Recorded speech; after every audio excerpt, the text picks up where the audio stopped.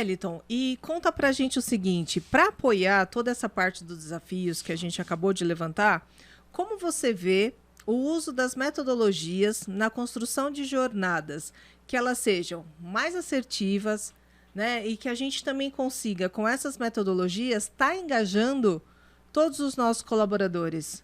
Muito bem. Assim, Regiane, eu vejo que a questão do uso de metodologias para o processo de aprendizado, ele é super importante. Quando você vai olhar metodologias, a gente tem várias disponíveis, né? Então, metodologias, processos e ferramentas de aprendizagem. Só que o que é importante aqui? De novo, vamos conectar o que a gente está conversando. Quando eu falo que a gente precisa conhecer o colaborador, e aí eu quero falar com você. Você, gestor da área de educação, você conhece de verdade o teu colaborador? Ou o indivíduo que precisa ser desenvolvido em tal tema? Você sabe com clareza qual o objetivo que você quer com essa capacitação? O que você pretende com essa capacitação? Que essa pessoa conheça do assunto, que ela domine o assunto, que ela execute muito bem esse assunto, ou que ela crie algo a partir desse assunto, ou seja, que ela inove. Porque a partir do momento que você tem isso mapeado, você vai para o seu catálogo de metodologias, que são inúmeras, e aí você vai escolher a metodologia mais adequada para aquilo que você precisa entregar, e considerando o principal, que é o teu colaborador. E você não precisa usar todas as metodologias disponíveis. Você pode ter no seu cardápio algumas metodologias, formatos, maneiras de desenvolver, capacitar o seu time, né, que estrutura as ações de desenvolvimento nessas metodologias escolhidas, e após esse diagnóstico do tema, você conseguir casar as duas coisas. Como tem um livro que eu gosto muito, aquele Informação Não é Treinamento, do Stolovitch, que ele traz muito isso. Muitas coisas que a gente leva como capacitação, como treinamento, é só uma informação. Então, acho que o primeiro ponto é entender de fato a demanda e a entrega que eu quero fazer com essa demanda e atrelar isso à melhor metodologia que a gente tiver disponível dentro da área de educação corporativa. De novo, não vamos querer abraçar o mundo. A gente sabe das deficiências que a gente tem dentro das nossas equipes cada vez mais enxutas e profissionais que precisam ser desenvolvidos também da área de treinamento dentro das organizações. Esse ponto que eu ia trazer, porque a gente também precisa desse olhar do nosso time de educação corporativa, né? Total.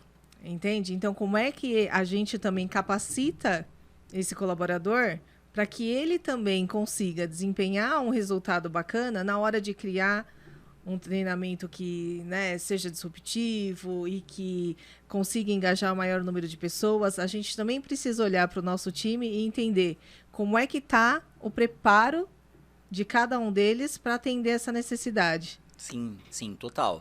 A equipe de treinamento dentro das organizações, uma equipe de desenvolvimento, ela precisa também ter essa jornada muito bem mapeada e desenhada de como desenvolver pessoas.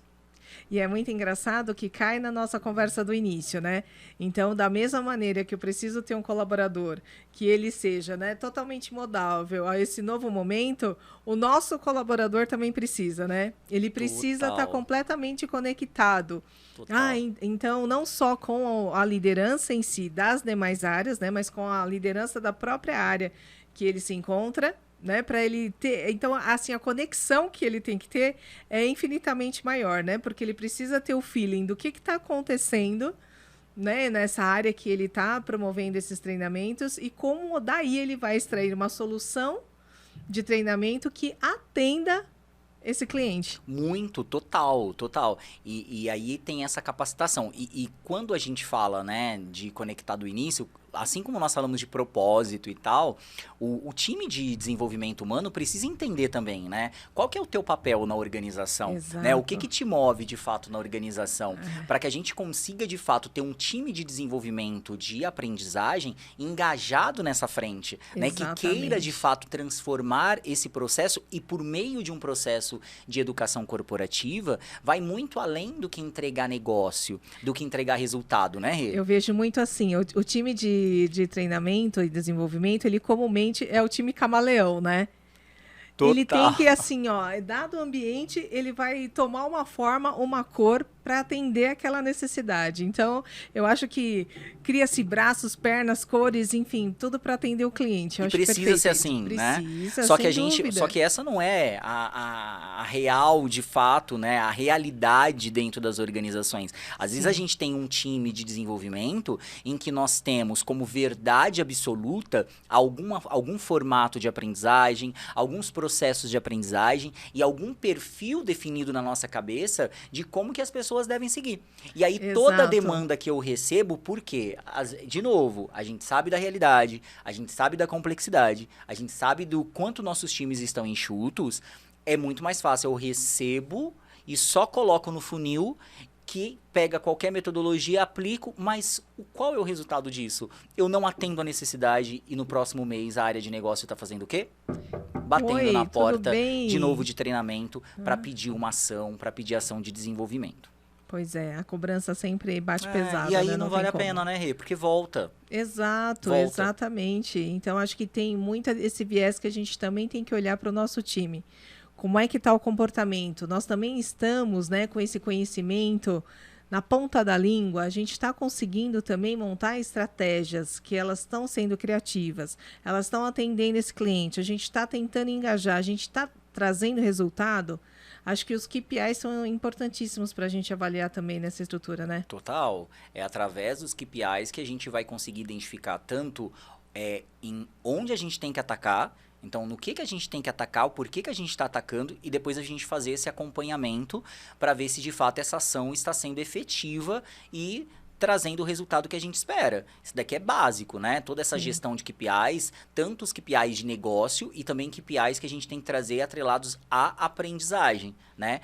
Mudando também o que a gente media antes para aquilo que de fato é necessidade agora. E aí fica um super, não sei, gente, assim, eu vou tomar liberdade para fazer até um pedido aqui também, para a Rê, já fiz um, né, e vou fazer um segundo, que eu acho que a Rainbow Soluções, ela também poderia contribuir, trazendo para algumas discussões, para saber melhor quais são essas metodologias de aprendizagem hoje disponíveis.